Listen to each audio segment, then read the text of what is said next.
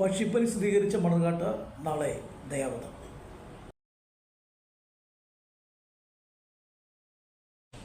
പക്ഷിപ്പനി സ്ഥിരീകരിച്ച മണർകാട്ട് നാളെ ദയാവധം തുടങ്ങും. 1 കിലോമീറ്റർ ചുറ്റളവിലുള്ള പക്ഷികളെയാണ് ദയാവധത്തിന് വിധേയമാക്കുന്നതെന്ന് panchayat president Biju K C പറഞ്ഞു.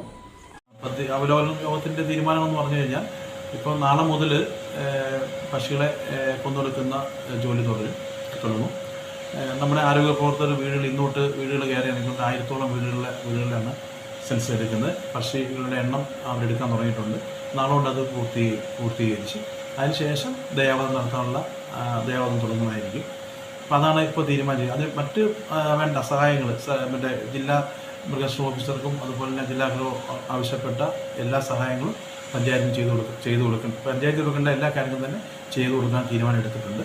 അപ്പോൾ തന്നെ കർഷകർക്കുള്ള നഷ്ടപരിഹാരം അത് ഗവൺമെൻറ് തലത്തിലാണ് എടുക്കേണ്ടത്. ആ കാര്യത്തിനുള്ള ഒരു തീരുമാനം എടുത്തിട്ടുണ്ട്. മണർകാട്ടെ കോഴി വളർത്തൽ കേന്ദ്രത്തിൽ പക്ഷിപ്പനി സ്ഥിരീകരിച്ചതിനെ തുടർന്ന് പഞ്ചായത്ത് ഹാളിൽ ഇന്ന് അവലോകന യോഗം ചേർന്നു.